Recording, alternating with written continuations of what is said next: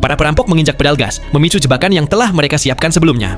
Truk pengangkut uang lapis baja yang sedang melaju mendekat tidak menyadari bahaya. Kendaraan itu tersangkut oleh kabel, kehilangan kendali, dan jatuh dari anjungan. Dengan sigap, para perampok bergegas ke lokasi, menggunakan kait derek untuk mendobrak pintu, lalu menaklukkan dua pengawal yang berada di dalamnya. Namun, saat memeriksa kompartemen truk, mereka mendapati isinya benar-benar kosong. Tak ada uang sepeser pun. Meski begitu, mereka tidak panik.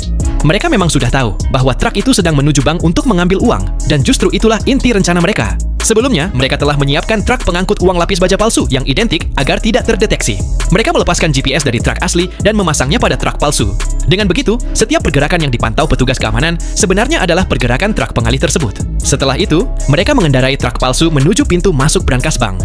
Menggunakan kredensial milik para pengawal, mereka berhasil mengelabui petugas keamanan dan memasuki area brankas. Begitu berada di dalam, beberapa anggota komplotan bersenjata melompat keluar dari truk dan langsung mengendalikan staf.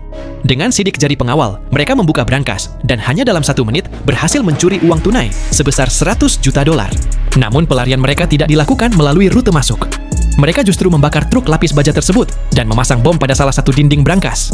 Ledakan itu membuka jalan langsung ke garasi bawah tanah di sisi lainnya. Pada saat yang sama, seorang perampok wanita yang bertugas menjemput mereka tiba dengan mobil. Ia memundurkan kendaraan ke posisi yang telah ditentukan dan para perampok segera memindahkan uang curian ke dalamnya. Sebelum siapapun sempat bereaksi, mereka sudah melarikan diri. Yang tidak mereka ketahui, keberadaan mereka sebenarnya telah lama terlacak. Setelah tiba di tempat aman, mereka menanggalkan pakaian, mengumpulkan semua perlengkapan kejahatan, dan menaruh semuanya ke dalam mobil.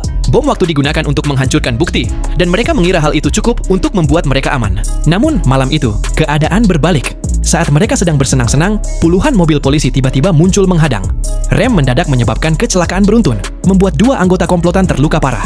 Dengan polisi mengepung dari segala arah, tidak mungkin bagi mereka untuk menerobos. Dalam keputusasaan, salah satu perampok keluar dari mobil dan terlibat baku tembak dengan polisi hingga akhirnya tewas. Pemimpin mereka, Frank, memanfaatkan kekacauan itu untuk kabur.